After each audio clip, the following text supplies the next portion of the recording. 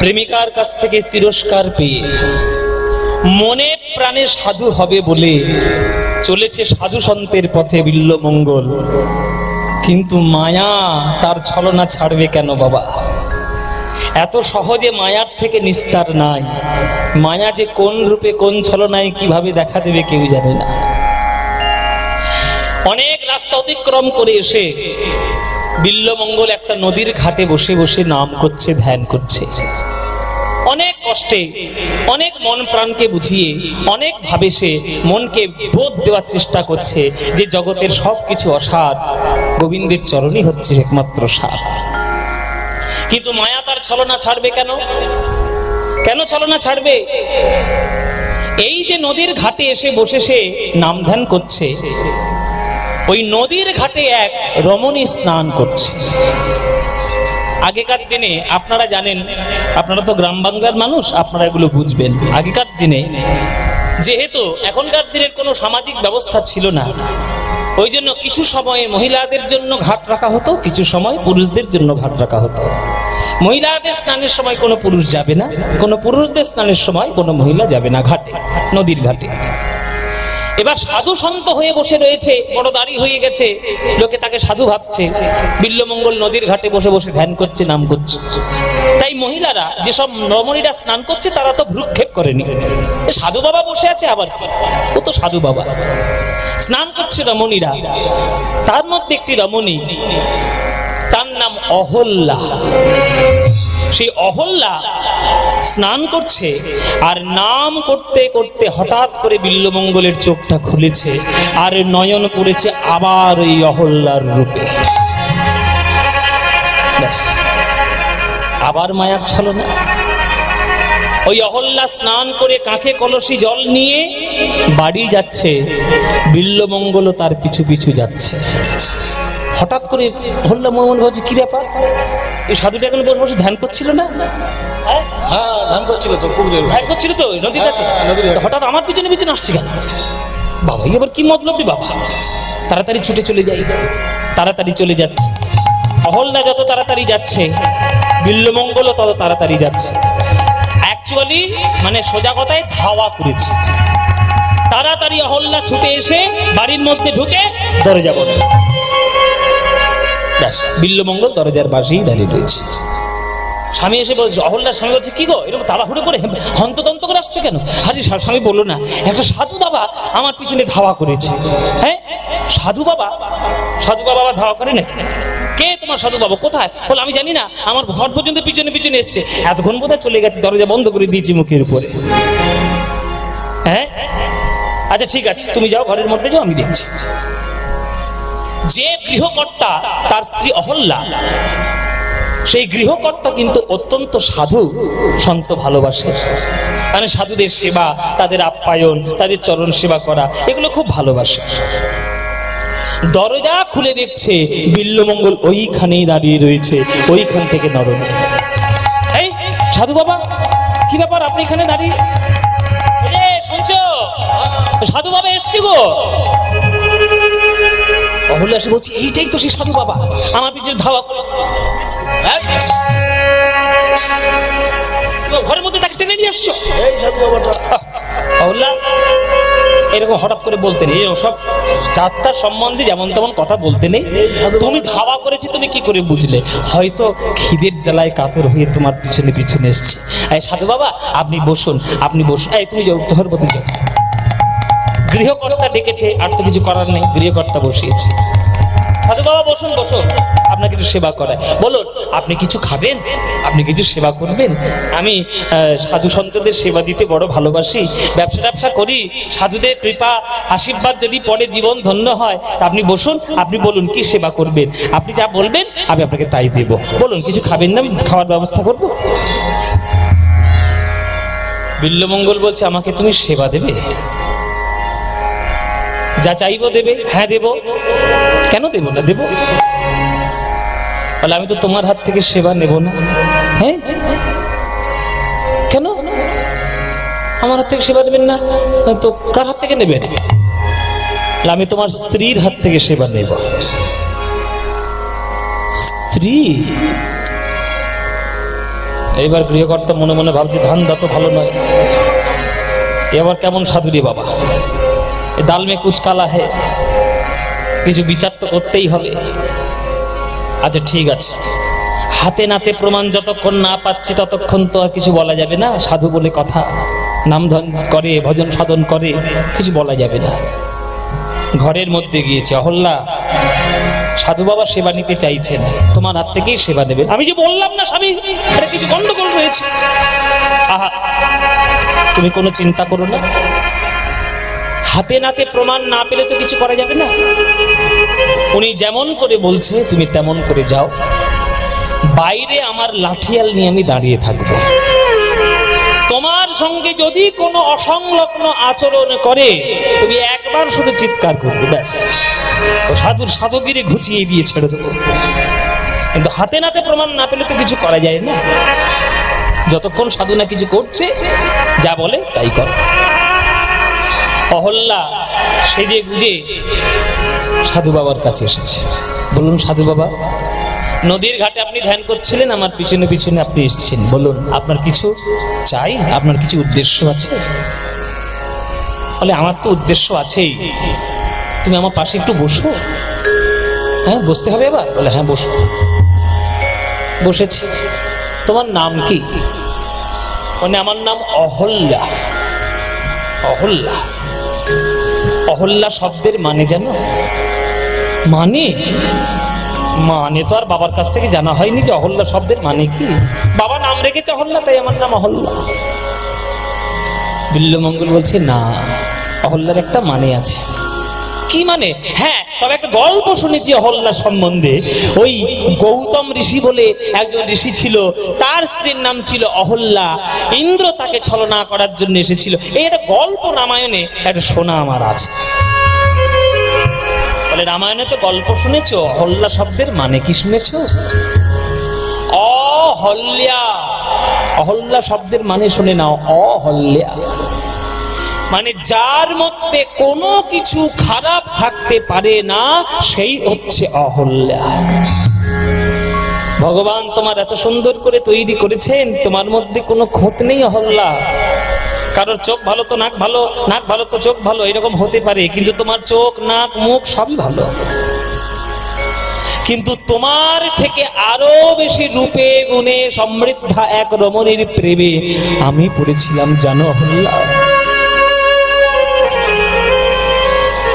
তার রূপের গুণে মোহে টানে পড়ে তার প্রেমে আমি মগ্ন হয়ে গেছিলাম। এমন তার প্রেমে মগ্ন ছিলাম যে নিজের বাবা পর্যন্ত মরে গেছে, আমি আমার বাবার কাছেও পর্যন্ত যাইনি, শুধু পুত্রের কর্তব্য পালন করতে গেছি। এমন তার প্রেমে মগ্ন ছিলাম যে মৃতদেহকে কলা গাছ মনে করেছি, অজগর সাপকে দড়ি মনে করেছি। যাকে এত ভালোবেসেছি সে আমায় কি বললো জানো? আমাকে প্রত্যাখ্যান করে দিল। বলল আমার এই পবিত্র ভালোবাসা যদি সাধারণ দেহের প্রতি না দিয়ে যদি গোবিন্দের চরণে সমর্পণ করতাম, আমার ভালোবাসা সার্থক হতো।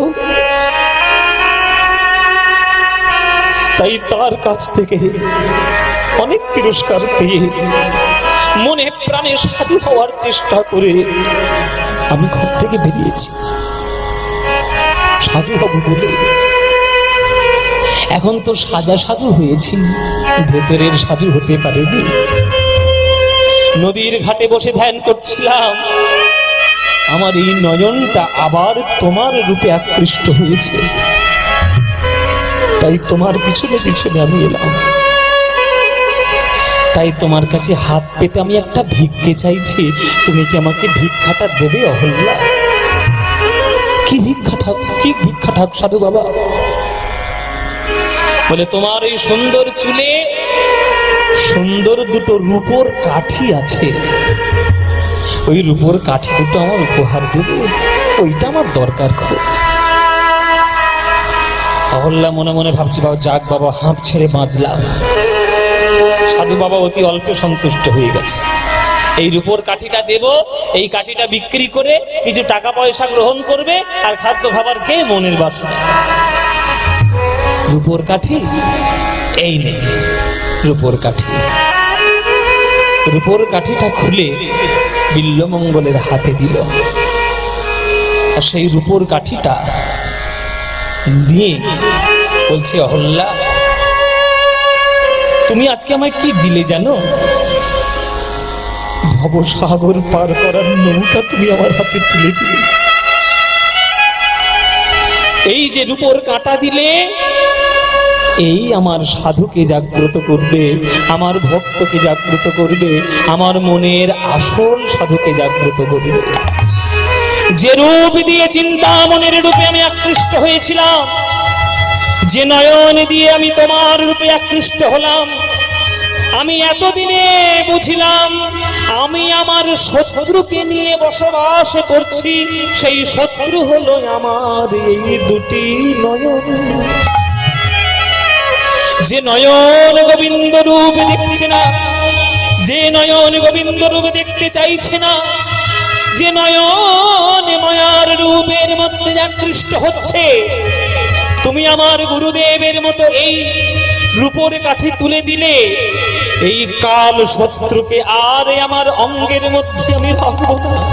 আমি বুঝতে পেরেছি আমার শত্রু কোনটা, আমার এই দুটো নয়ন। এই নয়নকে আমি চিরকালের মতো বিদায় দিলাম। প্রভু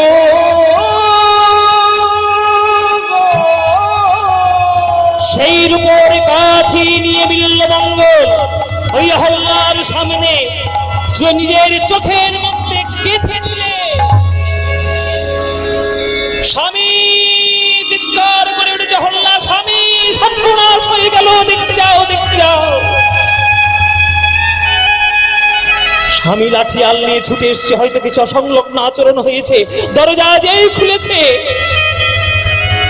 দেখছে বিল্বমঙ্গল তার চোখ থেকে রুধির ধারা বয়ে যাচ্ছে। স্বামী স্ত্রী দুজনে আছাড় খেয়ে বলল বিল্বমঙ্গলের চরণে, সাধু বাবা এ আপনি কি সর্বনাশ করলেন? সাধু বাবা আমার বাড়িতে সাধুর রক্ত, আমার বংশ সর্বনাশ হয়ে যাবে, আমার বংশ নির্বংশ হয়ে যাবে। এ কি সর্বনাশ আপনি করলেন সাধু বাবা? সাধুর রক্ত পড়েছে আমার বিছানা।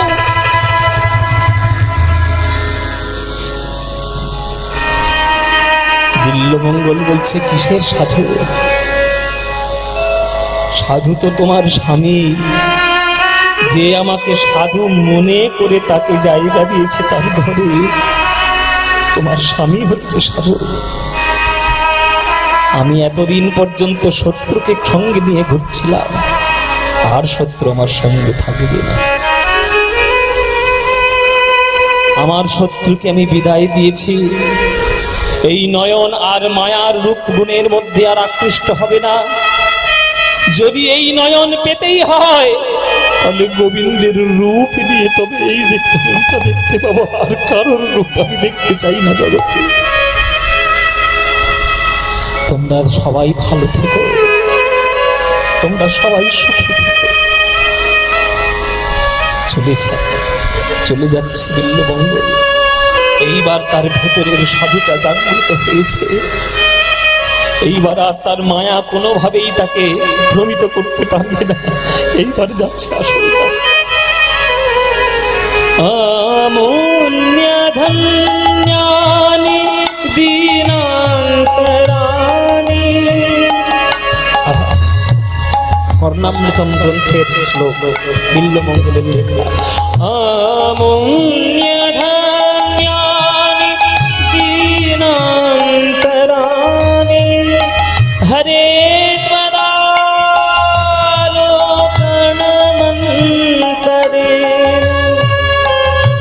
হে করুণা সিন্ধু হে অনাথ বন্ধু।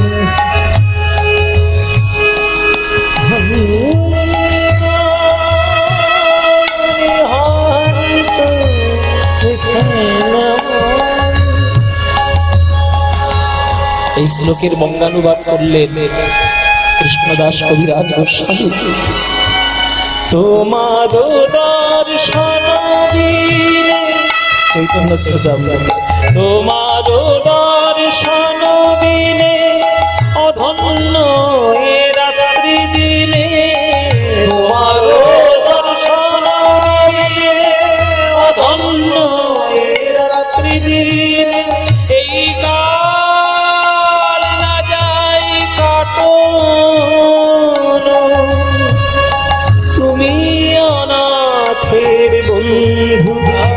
কৃষ্ণ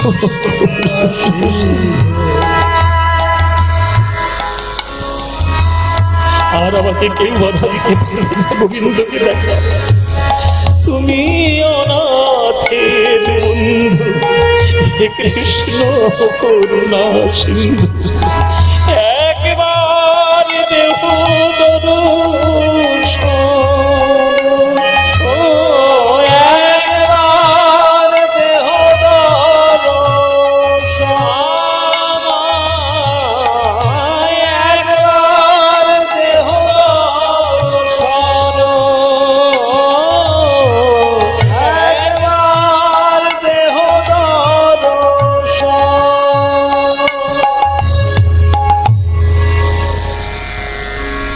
মায়া তাকে আর ভ্রমিত করতে পারবে না। নিজের চোখ দুটোকে রূপোর কাঠি গেঁথে দিয়ে খুবলে সেই চোখ দুটো তুলে ফেলে অন্ধ হয়ে গেলেন। বিল্বমঙ্গল মনে মনে প্রতিজ্ঞা করলেন, আর মায়ার রূপ দেখতে চাই না। এইবার যদি নয়ন ফিরে পাই, একমাত্র জগৎপতি গোবিন্দের রূপ দেখতে, আর কারো রূপ আমি দেখতে চাই না। নিজের হাতে নিজে হয়ে গেলেন অন্ধ। হরি বল বাবা। মনে প্রাণে এবার সাজু হয়ে গেছে, আর কোনো মায়া তাকে কোনোভাবে ভ্রমিত করতে পারবে না।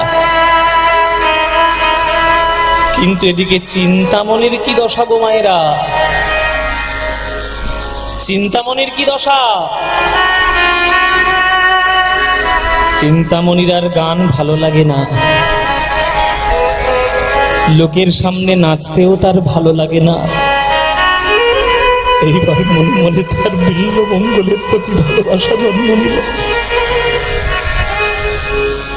চিন্তামণি গিয়ে ঠাকুরের চরণ ধরে কাঁদছে।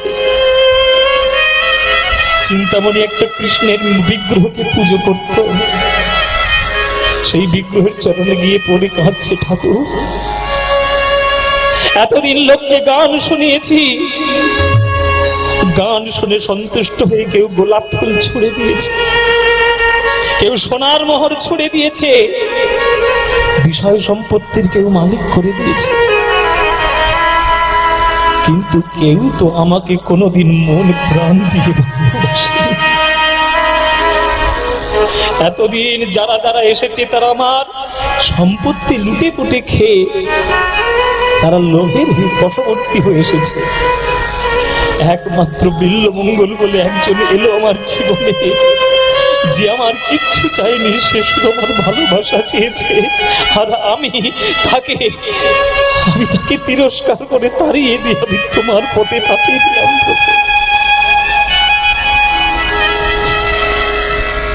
বাজো বন্ধু খুল খুল যায়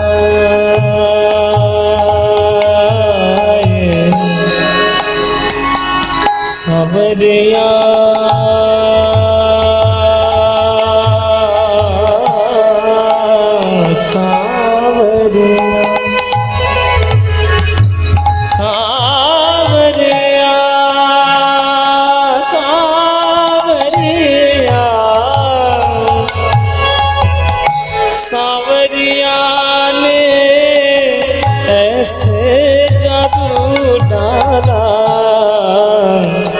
जादू डाला डाला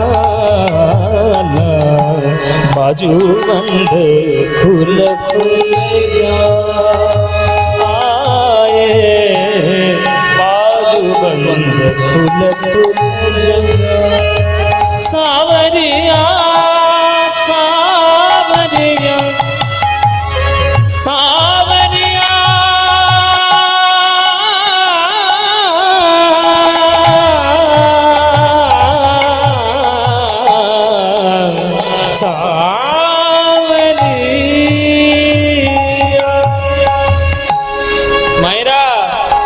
পাথরের ছোঁয়া পেলে লোহা পর্যন্ত সোনা হয়ে যায়। একটু একটি লোহা থাকে পুজোর ঘরে প্রসাদের ফল কাটার জন্য, আর একটা লোহা থাকে জল্লাদের বাড়িতে মাংস কাটার জন্য। যদি দুটো লোহা পরশ পাথরের বাড়িতে যায়, পরশ পাথর কি বিচার করে? আমি মাংস কাটার লোহাকে সোনা করব না, আমি ফল কাটার লোহাকে সোনা করব। পরশ পাথরে যেমন কোনো বিচার করে না, গোবিন্দের প্রেম হলো পরশ পাথরে। সেই শুদ্ধ প্রেমে যদি কেউ পড়ে, যত বড়ই পাপী হোক না কেন, সোনা সে ঠিকই হয়ে যায়। বাজু বন্ধ বাজু বন্ধ ফুল ফুল যায়, ফুল যায়, বাজু বন্ধ ফুল ফুল যায়, बाजू बंद भूल भूल बाजू बंद भूल भूल जाए रे, बाजू बंद भूल भूल जाए रे, बाजू बंद भूल भूल बाजू बंद भूल भूल बाजू बंद भूल भूल जाए।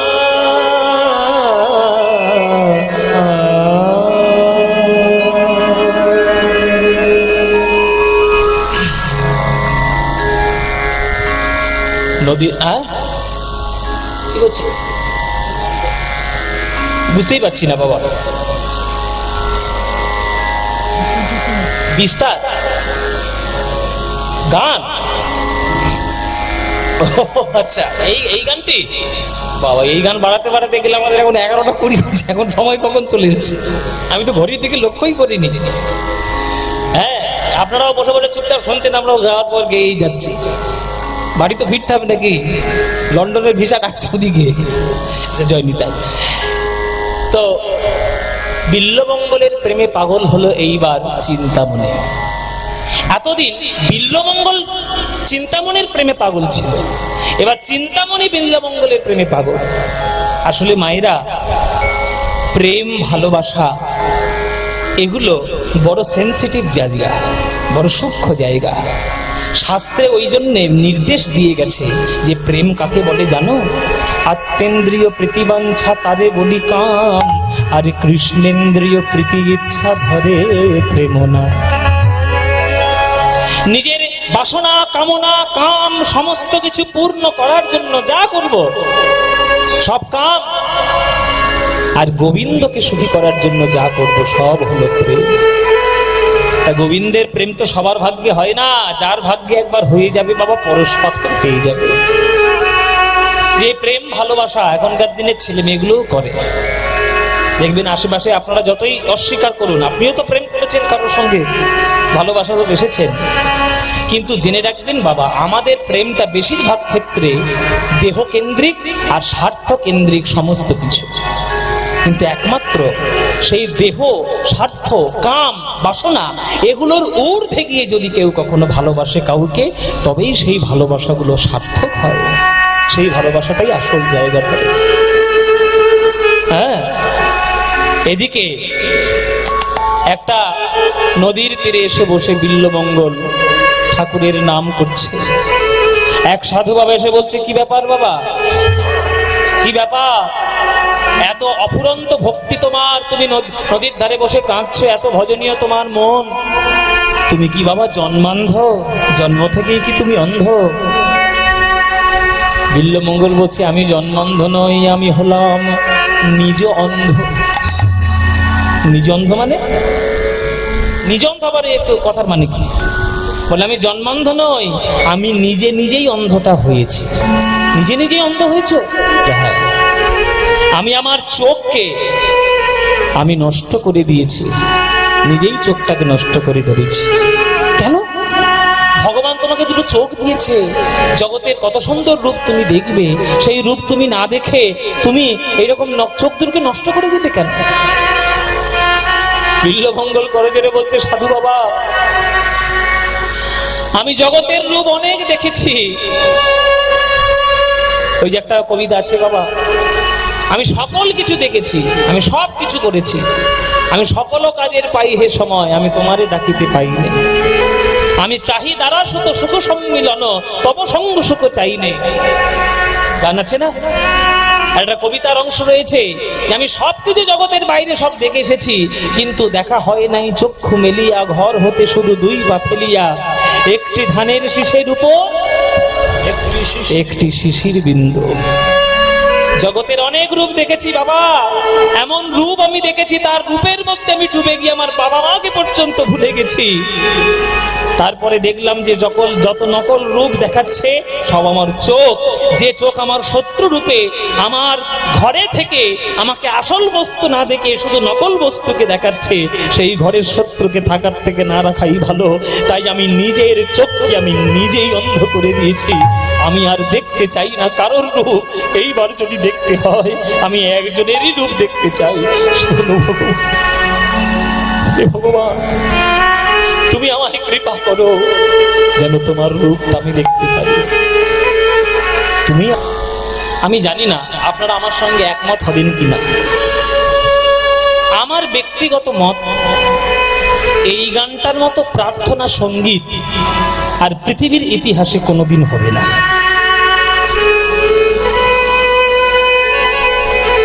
বলতেই আমার চোখে জল এসে যায়। তুমি নির্মল করো, মঙ্গল করে কিছু করিনি ভগবানের জন্য, যা করেছি সব নিজের জন্য।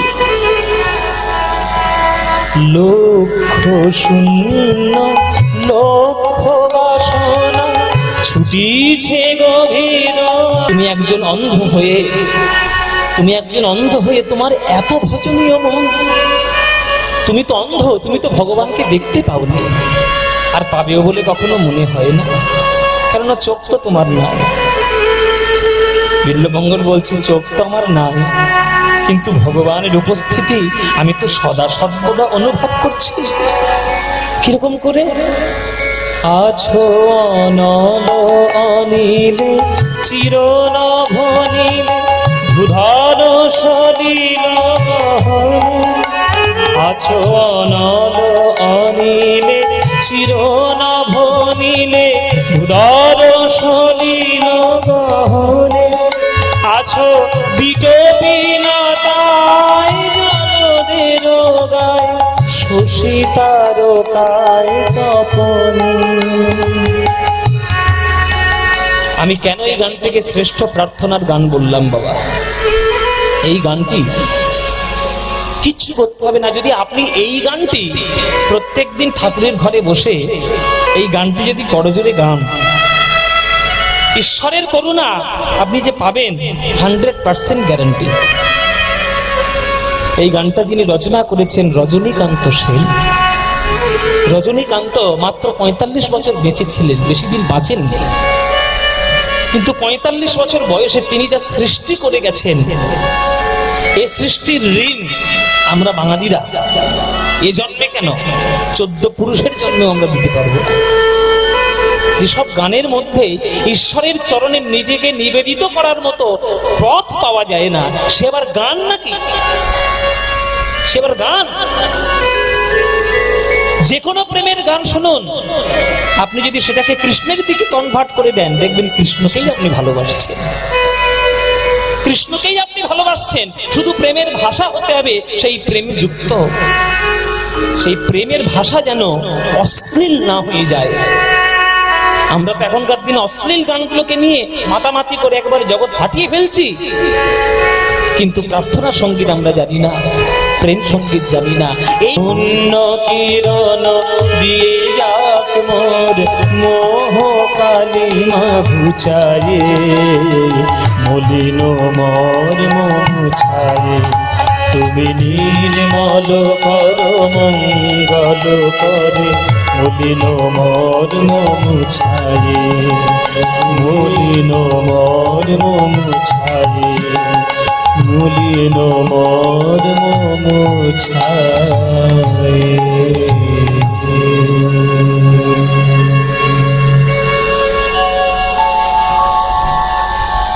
বলে বাবা তোমার এই ভজনীয় কথাবার্তা শুনে তোমাকে আমি একটু দীক্ষা দিতে ইচ্ছা করি। তুমি কি আমার কাছ থেকে একটু দীক্ষা নেবে? দীক্ষা? দীক্ষা কি বস্তু বাবা? আমি তো জানি না সাধু বাবা। দীক্ষা কি বস্তু? দীক্ষা হলো প্রতিষ্ঠা করার বস্তু। একটা পাথরের মন্দিরে যেমন পাথরের বিগ্রহ প্রতিষ্ঠা হয়, সোনার মন্দিরে যেন সোনার বিগ্রহ প্রতিষ্ঠা হয়, দেহ হলো একটা মন্দির। এই দেহ মন্দিরের মধ্যে মন্ত্ররূপী বিগ্রহ প্রতিষ্ঠা করার নামই হলো গুরুচরণে দীক্ষা গ্রহণ করা। তুমি কি আমার কাছ থেকে দীক্ষা নেবে? হ্যাঁ বাবা, আমি দীক্ষা নেব, নিশ্চয়ই আমি দীক্ষা নেব। এসো, আমি তাহলে তোমাকে মন্ত্র দিই। মন্ত্র দিলে আজ বিল্লমঙ্গলের কর্ণে কৃষ্ণ প্রেমামৃত মন্ত্র। আচ্ছা, আপনি আমাকে মন্ত্র দিলেন, দীক্ষা দিলেন, কিন্তু এতক্ষণ তো আপনার নামটাও জানা হলো না। বলে আমার নাম হচ্ছে সোমগিরি মহারাজ। সোমগিরি মহারাজ তার নাম দক্ষিণ ভারতে। এই গিরি কথাটা শব্দটা কেন? এই গিরি শব্দটি হচ্ছে দশনামী সম্প্রদায়ের মধ্যে এক সম্প্রদায়। আপনারা জেনে রাখুন, শঙ্করাচার্য সন্ন্যাসীদেরকে 10টা ভাগে বিভক্ত করেছিলেন তাদের ক্যাটাগরি অনুযায়ী। তাকে বলে দশনামী সম্প্রদায়। সেই দশনামী সম্প্রদায় কি কি জেনে রাখুন, আপনাদের কাজে লাগবে। তীর্থ, আশ্রম, বন, গিরি, অরণ্য, পর্বত, সাগর, পুরী, ভারতী, সরস্বতী। এইটা 10টা সম্প্রদায়। দেখুন, তীর্থ, আশ্রম, বন, গিরি, এই যে গিরি শব্দটা, হ্যাঁ, তীর্থ, আশ্রম, বন, গিরি, অরণ্য, পর্বত, সাগর, পুরী, ভারতী, সরস্বতী। এই তিনটে, এই 10টা, এই যে 10টা নাম সম্প্রদায়। আপনারা দেখবেন জগতের যে কোনো সন্ন্যাসী যে কোনো সম্প্রদায় অন্তর্ভুক্ত হল না কেন, এই 10টার মধ্যে কোনো না কোনো একটা সম্প্রদায় তার থাকবে। এই যে এখন আমি কিছুদিন আমি আজকেই দেখলাম বোলপুরে বোধহয় কোনো একজন শঙ্করাচার্য আসছেন, পুরী সম্প্রদায়। তাহলে পুরী, ভারতী, সরস্বতী, পুরী সম্প্রদায়ের শঙ্করাচার্য তিনি আসছেন বোলপুর, কোথায় আমি জানি না, ধর্মসভা কোথায় আছে, কিন্তু পোস্টার দেখলাম। তাহলে ওই যে পুরী, উনি দশনামী সম্প্রদায়ের এক সম্প্রদায়। এই যে গিরি, সোমগিরি মহারাজ, এই যে গিরি, ইনি একটা সম্প্রদায়। তাই তার কাছে দীক্ষা গ্রহণ করলেন বিল্লমঙ্গল সোমগিরি মহারাজের কাছে। যেই দীক্ষা গ্রহণ করলেন, সঙ্গে সঙ্গে গুরুরূপে বরণ করলেন। প্রথম নাম দিলেন কার? চিন্তামণির জয়তি সোম গুরু গুরুর্মে। প্রথম গুরুকে শ্লোকের মধ্যে লিখে দিলেন চিন্তামণির জয়তি সোম গুরু গুরুর্মে। প্রথম গুরুকে যে তিরস্কার করেছে, যে কৃষ্ণের পথে চালিত করেছে, যে প্রেমকে সঠিক রাস্তা দেখিয়েছে, যার জন্য আজ কৃষ্ণ নামে আমি পাগল, সেই হলো আমার জীবনের প্রথম গুরু। চিন্তামণির জয় হোক, তাই চিন্তামণির নাম সর্বপ্রথম। দেখছেন সম্মান কাকে বলে? হতে পারে সে একটা বাইজি, হতে পারে সে একটা পতিতা, হতে পারে সে একটা কুঠি বাইরে একটা মেয়ে, কিন্তু সে আজকে তিরস্কার করেছিল বলে আজকে বিল্লমঙ্গল সাধু হতে পেরেছে, কৃষ্ণ নাম করতে পেরেছে। তাই কৃতজ্ঞতা স্বরূপ তার নামটাই বিল্লমঙ্গল প্রথম করেছে।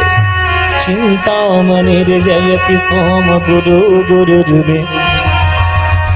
তারপরে ত্রিদি ভগবানকে স্বয়ং ভগবান পরমাত্মা রূপে বিরাজ করছেন হৃদয় ভগবান গুরুদেব রূপে। যদ পাদ কল্প তর পল্লব শেতরেশ। এগুলো হচ্ছে আপনারা দেখবেন চৈতন্য চরিতামৃতে সব শ্লোকগুলো সব লেখা আছে। এই যে চিন্তামণির জয়তি সোম গুরু গুরুর্মে, এই চিন্তামণি শব্দটা বিশ্লেষণ করতে গিয়ে কৃষ্ণদাস কবিরাজ গোস্বামী মনে মনে ভাবলেন চিন্তামণি কে? বিল্লমঙ্গল ঠাকুর কর্ণামৃতম গ্রন্থের প্রথম শ্লোকে যে তাকে বর্ণনা করলেন, যে চিন্তামণিটাকে জগৎ চিন্তামণি না, জগৎ চিন্তামণি তো বটেই, তার সঙ্গে সঙ্গে তার প্রেমিকা চিন্তামণি। এত বড় কৃতজ্ঞতা যে বৈষ্ণব দেখিয়েছে, তার গ্রন্থ মহাপ্রভু অনুলিপি করিয়ে নিয়ে আসবে না তো কার গ্রন্থ নিয়ে আসবে বাবা? এইটাই তো মহাপ্রভুর কাছ থেকে আমরা পেয়েছি। আর এদিকে চিন্তামণি কেমন করে আছেন? চিন্তামণি আজ বিল্লমঙ্গলের প্রেমে পাগল। ওই কুঠি পরিত্যাগ করলো, ওই বাইজি বাড়িটাই পরিত্যাগ করলাম। পরিত্যাগ করে বিল্লমঙ্গলের প্রেমে পাগল হয়ে আজ চিন্তামণি বিল্লমঙ্গলের খোঁজ নিতে বেরিয়েছে। ওহে ঠাকুর, সবাই আমার কাছে এসেছিল আমার লোভে, আমার লোভে, কিন্তু তুমি এসেছিলে আমার ভালোবাসার লোভে। সবাই আমাকে টাকা পয়সা দিয়েছে, কিন্তু মন তো কেউ দেয় না।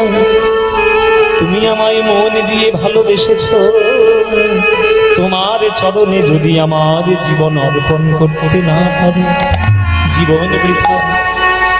সুরে ও বাণীর মালা দিয়ে তুমি আমারে ছুঁইয়াছিলে, সুরে ও বাণীর মালা দিয়ে তুমি আমারে ছুঁইয়াছিলে। অনুরাগ কুমকুম দিলে দেহে মনে, বুকে প্রেম কেন নাহি দিলে, আমারে ছুঁইয়াছিলে। সুরে ও বাণীর মালা দিয়ে তুমি আমারে ছুঁইয়াছিলে। বাঁশি বাজাইয়া লুকালে তুমি কোথায়, যে ফুল ফোটালে সে ফুল ঝরে যায়। কি যেন হারায় প্রাণ করে হায় হায়, কি যে চেয়েছিলে কেন কেড়ে নাহি নিলে, কি যে চেয়েছিলে কেন কেড়ে নাহি নিলে, আমার ছুঁয়াছিলে। এই গানটা কার লেখা জানেন? এই গানটা কার লেখা জানো? এদের আর কি বলবো, এরা তো শুধু বরফ খেতেই ব্যস্ত। এই গানটা কার লেখা জানো? এই গানটা এই তোমাদের বর্ধমান জেলার লোক। এখন প্রশাসনিক ব্যবস্থার জন্য এখন বর্ধমানটা ভাগ হয়েছে পূর্ব পশ্চিম। আগে তো ভাগ ছিল না, আগে তো একটা গোটাই ছিল। আমি যখন প্রথম বর্ধমানে গান করতে আসতাম তখন তো গোটা বর্ধমান। এই তো আমি তো চোখের সামনে কিছুদিন আগে পশ্চিম আর পূর্ব হতে দেখলাম।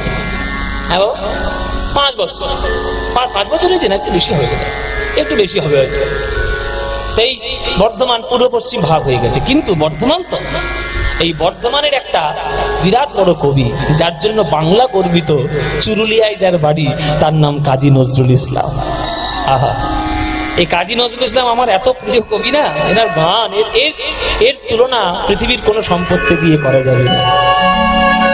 হ্যাঁ, এই গানটা ওনারই লেখা।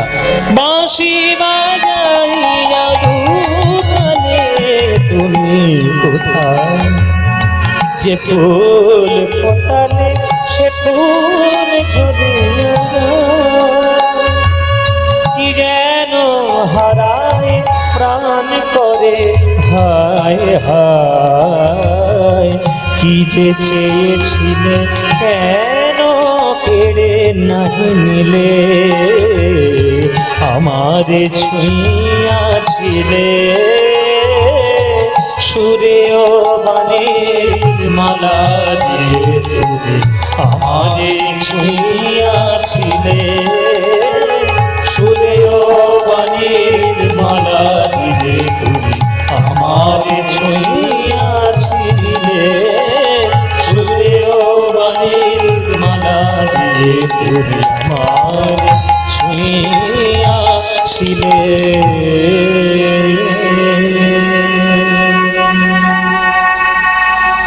দুজনের দুটো স্রোত দেখুন বাবা।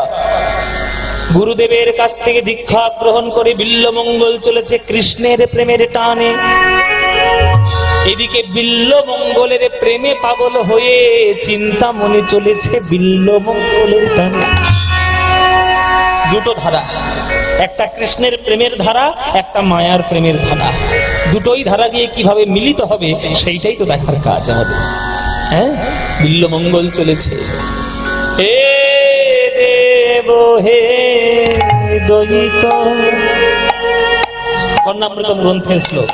হে দেব হে দয়িত, হে হে ভুবনৈক বন্ধু, ওগো হে কৃষ্ণ হে চাপল, হে করুণৈক সিন্ধু, হে নাথ হে রমণ, হে নয়নাভি রাম, হে নাথ হে রমণ, নয়নাভি রাম,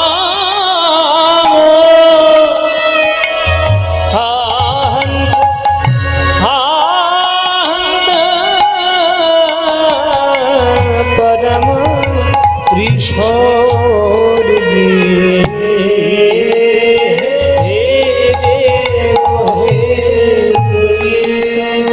বাবা ঠাকুর।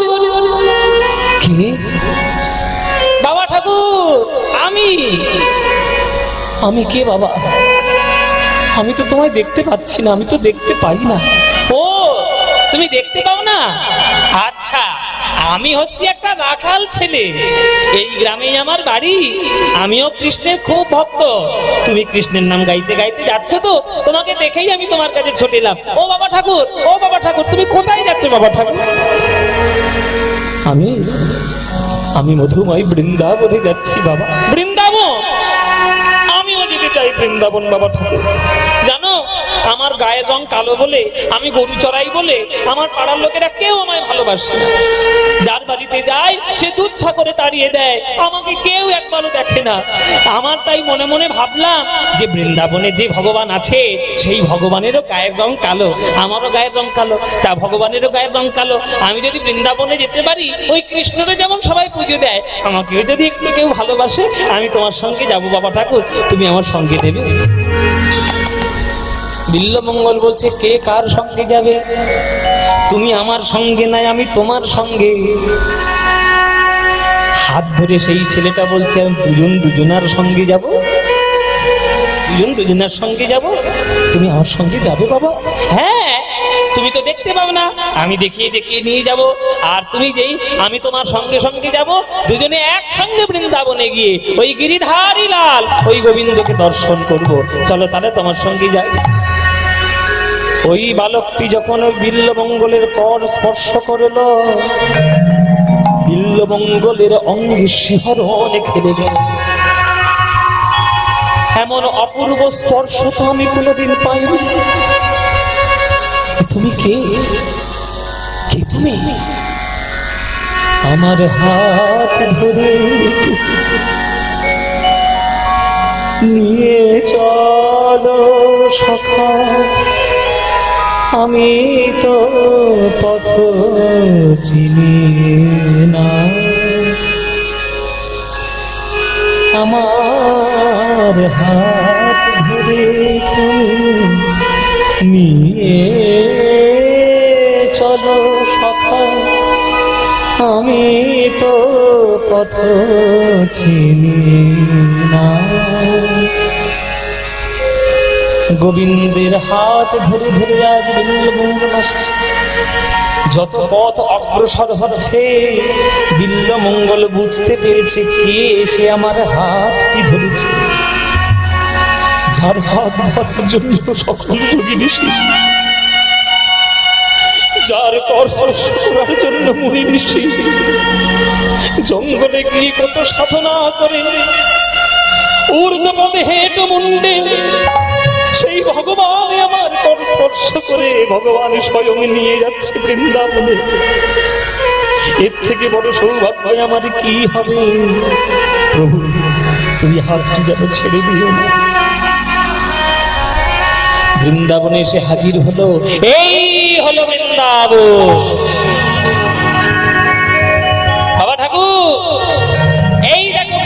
বৃন্দাবন। ও তুমি আবার দেখবে কি করে? তুমি তো দেখতেই পাও না। হ্যাঁ, আমি তোমাকে বলে বলে দিচ্ছি, মনে মনে তুমি একটা কল্পনা করে নাও যে বৃন্দাবন কেমন দেখতে। এই দেখো কুলু কুলু শব্দে বয়ে চলেছে যমুনা। এই দেখো বিরাট বড় আকার ধরে দাঁড়িয়ে রয়েছে গিরি গোবর্ধন। এই দেখো রাধা গোবিন্দের লীলা স্থান কুঞ্জবন। তুমি তো বৃন্দাবনে এসে গেছো, আমি একটা রাখাল ছেলে, আমারও উদ্দেশ্য বৃন্দাবনে আসা, তোমার উদ্দেশ্য বৃন্দাবনে আসা। তাহলে এইবার আমায় বিদায় দাও বাবা ঠাকুর, বিদায়। তুমি আমার থেকে বিদায় নেবে? আমি তো আর তোমায় ছাড়ব না। ফাঁকিবাজি যতই দাও না কেন ঠাকুর, ভক্তের কাছে ফাঁকিবাজি তোমার ধরা পড়ে যাবে। আমি আর তোমায় ছাড়ব না, হৃদয়ের মধ্যে জড়িয়ে রাখবো। তুমি আমায় ছাড়বে না বাবা ঠাকুর? যদি আমি তোমাকে হাতটা জোর করে ছাড়িয়ে নিয়ে চলে যাই, তুমি কি আমাকে আটকাতে পারবে? না ঠাকুর, তোমায় আটকাবো এ সাধ্য কার? যে বাম হাতের কনিষ্ঠ আঙুলে তুমি গিরি গোবর্ধন ধারণ করেছো, সেই হাত দিয়ে তুমি আমাকে জোর করে ছাড়িয়ে নিয়ে যেতে পারবে? এ তো অসাধ্য সাধন কিছু নয়। কিন্তু জেনে রাখো হে ভগবান, हाथ छुड़ा के जाते हो निर्बल जान के मोहे, हृदय से जब जाओ तो सबल जान तो है। আমার হাত তুমি ছাড়িয়ে দিয়ে চলে যেতে পারো, এতে তোমার কিসের বীরত্ব? ওই কেমন ভগবান হয়েছো দেখাও দেখি, আমার হৃদয়টা ছেড়ে চলে যাও দেখি তুমি কেমন ভগবান হয়েছো, আমি সাহসটা দেখে নিই। ভগবান কি কখনো কি হলো? ও এ তো সুন্দর ব্যাপার, এত ভয় পাওয়ার কি আছে? ও যে এসছে কত কৃপা জানো, মহা বৈষ্ণবের মহা একেবারে হ্যাঁ বাহন চলে এসেছে। বসো, কিচ্ছু হবে না, যাইনি তাই।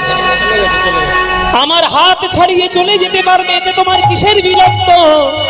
কেমন ভগবান হয়েছ দেখি, আমার হৃদয় ছেড়ে চলে যাও দেখি। কোন ভগবান কোন ভক্তকে কোনদিন হৃদয় ছেড়ে যেতে চায়? ভগবান তো হৃদয়ের মধ্যেই থাকে। তাহলে তুমি আমায় ছাড়বে না? না, ছাড়বো না, যতক্ষণ না তোমার রূপ আমায় দেখাবে আমি তোমায় ছাড়বো না। তুমি যখন প্রথম আমায় স্পর্শ করেছো, আমি তখনই বুঝতে পেরেছি কে আমায় ধরেছে। আমার গিরিধারী লাল, আমার গোপীনাথ, আমার মদন মোহন, আমার কৃষ্ণ।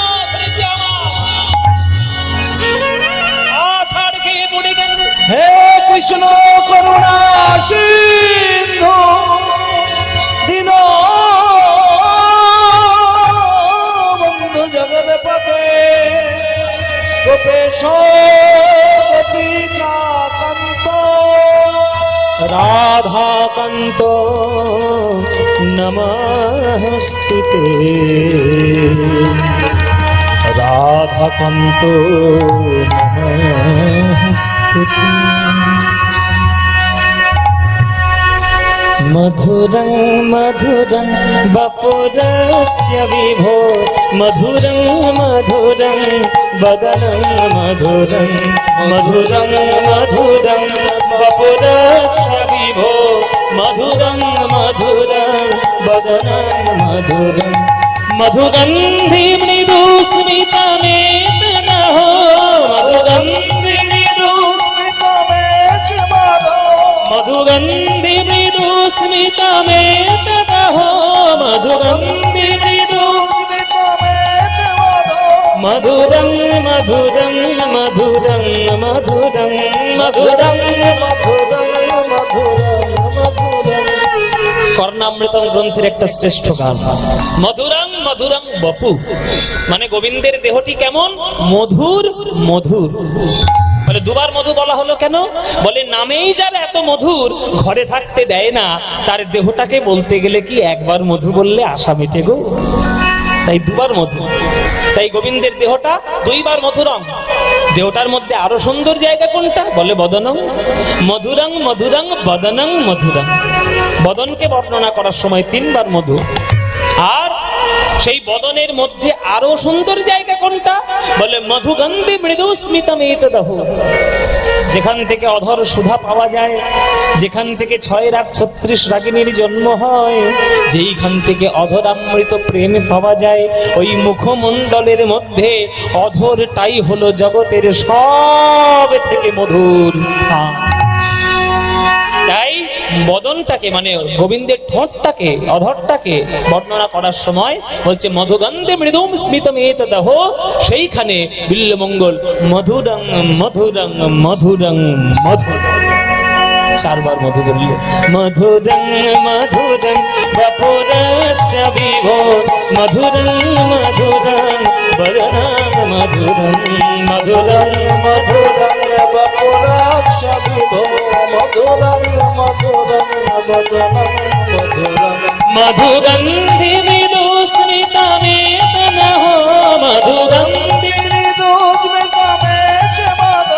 মধুরং মধুরং মধুরং মধুরং মধুরং মধুরং মধুরং মধুরং মধুরং মধুরং বপুরস্য বিভো মধুরং মধুরং বদনং মধুরং মধুরং মধুরং বদনং মধুরং মধুরং মধুরং বদনং মধুরং। গোবিন্দের রূপ দর্শন করতে পারলেন বিল্লমঙ্গল। গোবিন্দের ওই মঙ্গলময় কর, মঙ্গলময় হাত ওই বিল্লমঙ্গলের চোখের মধ্যে একবার বুলিয়ে দিলেন। গোবিন্দের রূপ দর্শন করে বিল্লমঙ্গল তার নয়নের হারানো জ্যোতি আজ বিল্লমঙ্গল ফিরে পেল। ঠাকুর ঠাকুর কে?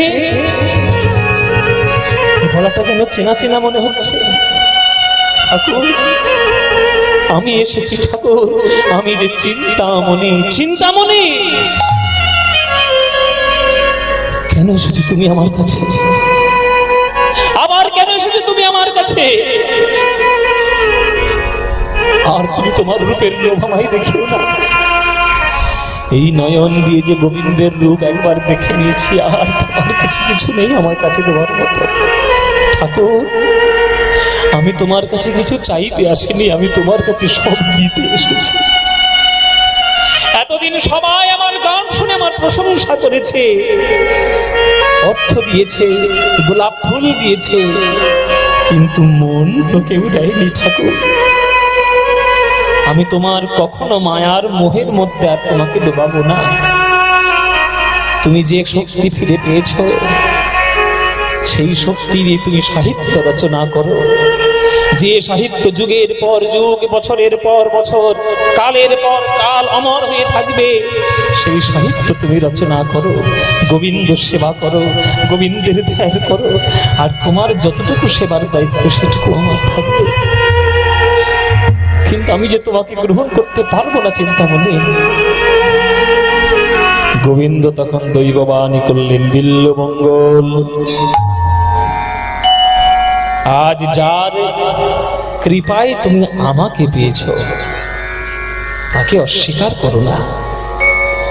এই চিন্তামণি আর কাম জগতে নাই, এই চিন্তামণি এখন প্রেম জগতে উদ্বিগ্ন হয়েছে। তুমি আমার প্রেমে যে সাহিত্য রচনা করবে, সেই সাহিত্যের সাহায্য তুমি চিন্তামণির থেকেই পাবে। চিন্তামণিকে তুমি অস্বীকার করো না, তুমি গ্রহণ করো। গোবিন্দের দৈববাণীতে, গোবিন্দের আজ্ঞায় আর কে চিন্তামণি বিল্লমঙ্গলের সঙ্গে রয়ে গেলেন। সেই থেকে বিল্লমঙ্গল এবং চিন্তামণির মিলন হলো।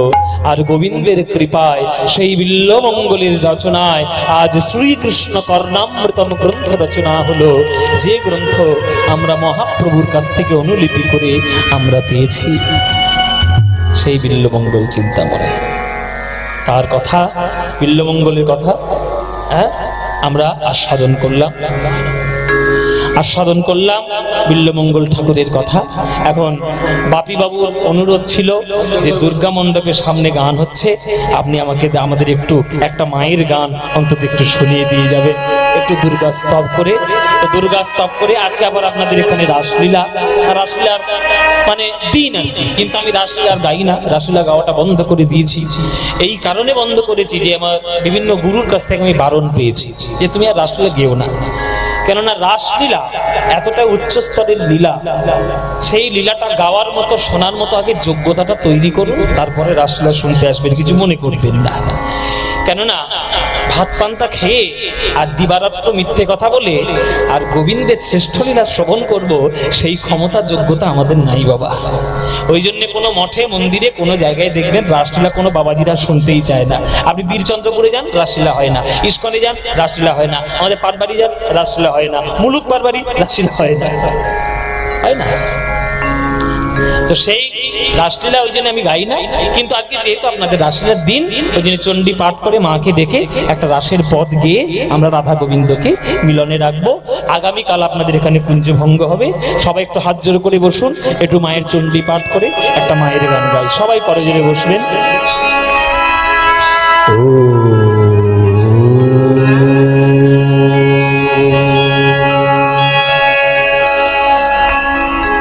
त्वं स्वाहा त्वं स्वधा त्वं हि वशतकार स्वरात्मिका सुधातमक्षरे नेत्ये त्रिधामात्रात्मिका स्थिता अर्धमात्रा स्थिता नित्या यानुच्चर्या विशेषतः त्वयि विधार्यते सर्वं त्वयि तत्सृज्यते जगत् त्वयि तत्पाल्यते देवी त्वमत्सन्ते च सर्वदा विसृष्ट सृष्टिरूपा त्वं स्थितिरूपा च पालने तदा संह्रीन्ति रूपान्ते जगतस्य जगन्मये महाविद्या महामाया महामेधा महाश्रुतिः महामोहा च भवति महादेवी महाशूरि प्रगतिस्त्वं हि गुणस्य सर्वत्र विभाविनी कालरात्रिर्महारात्रि मोरात्रिश्च दारुणा त्वं ह्रीं त्वमीश्वरी त्वं ह्रीं त्वं बुद्धिर्वदलक्षणा लज्जा पुष्टि तथा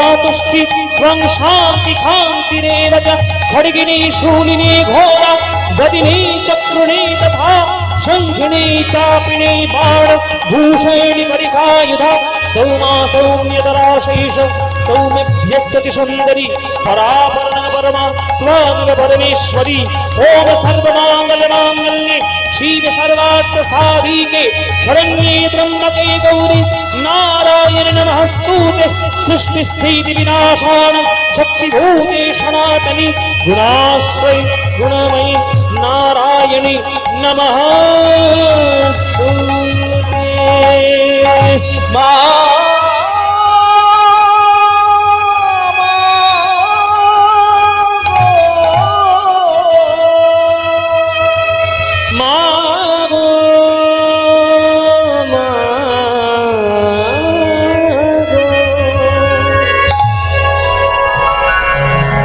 মিছেই ভ্রম ভূমণ্ডলে ভুলো না দক্ষিণা কালী বদ্ধ হয়ে মায়ার জালে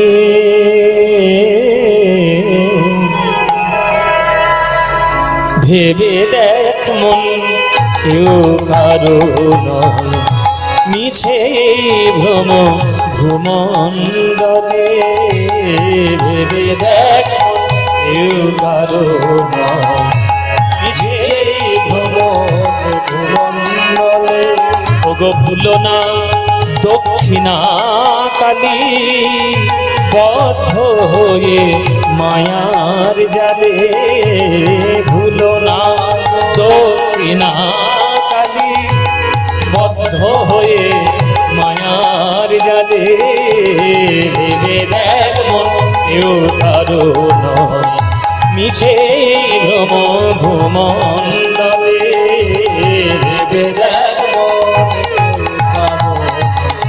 যার জন্য মর ভেবে কি তোমার সঙ্গে যাবে যার জন্য মরো ভেবে মা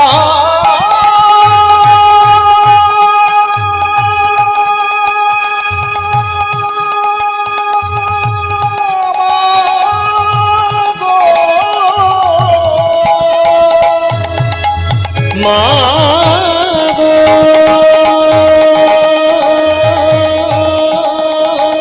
মা গো যার জন্য মরো ভেবে সে কি তোমার সঙ্গে যাবে আজ সেই প্রেয়সী দিবে ছড়া অমঙ্গল হবে বলে সেই প্রেয়সীর দিবে ছড়া অমঙ্গল হবে বলে ভেবে দেখ মন কেউ ধরো মিছে ভ্রম মণ্ডলে ভেবে দেখ মা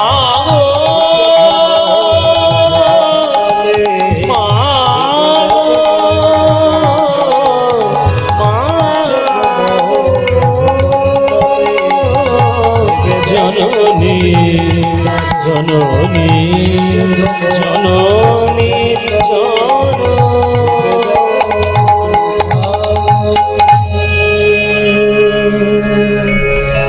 শারদ চন্দ পবন মন্দ বিপিনে ভরল কুসুম গন্ধরে গন্ধরে গন্ধরে গন্ধরে ওই ফুল্ল মল্লিকা মালতী জ্যোতি ফুল্ল মল্লিকা মালতী জ্যোতি মত্ত মধুকর ভরণী রে মত্ত মধুকর ভরণী রে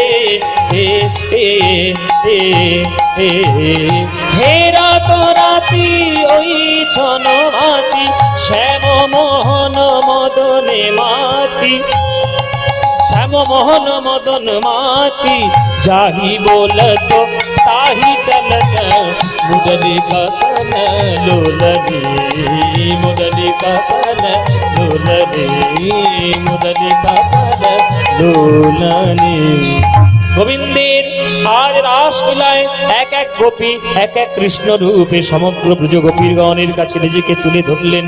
হ্যাঁ, তাই এক এক গোপীর কাছে এক এক কৃষ্ণ রূপে আজ কৃষ্ণ রাসলীলা করলেন এবং বৃন্দাবনে সর্বশ্রেষ্ঠ লীলা করে তিনি আজ রাধা গোবিন্দের প্রেম জগৎকে শ্রেষ্ঠ করলেন। তাই গৌর প্রেমানন্দে হরি হরি বল। হ্যাঁ, আমাদের রাধা গোবিন্দের একটা যুগল গান গেয়ে আজকের আমরা আজকে শেষ করব, কালকের কুঞ্জভঙ্গ আছে। হ্যাঁ, চলো।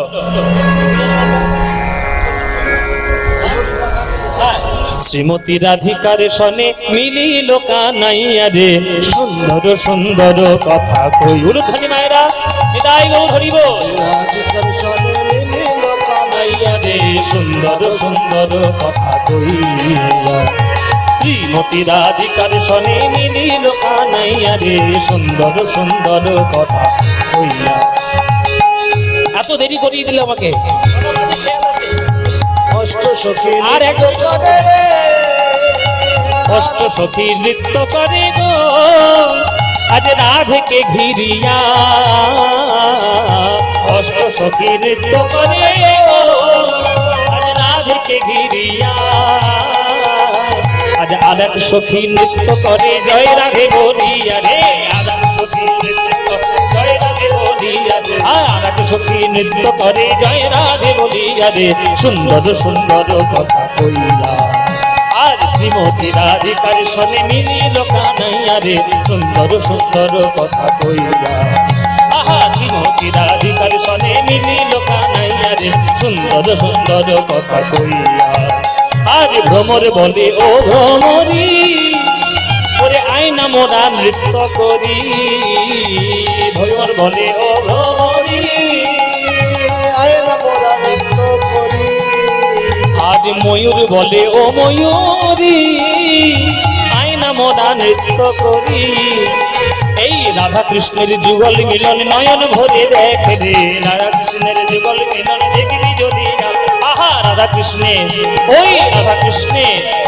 রাধা কৃষ্ণের যুগল মিলন দেখবি যদি যায় রে সুন্দর সুন্দর কথা কইয়া আর শ্রীমতী রাধিকার সনে মিলিল কানাইয়া রে সুন্দর সুন্দর কথা কইয়া আর শ্রীমতী রাধিকার সনে মিলিল কানাইয়া রে সুন্দর সুন্দর কথা সুন্দর সুন্দর কথা সুন্দর সুন্দর কথা কইয়া ভজনী তাই গৌর রাধে শ্যাম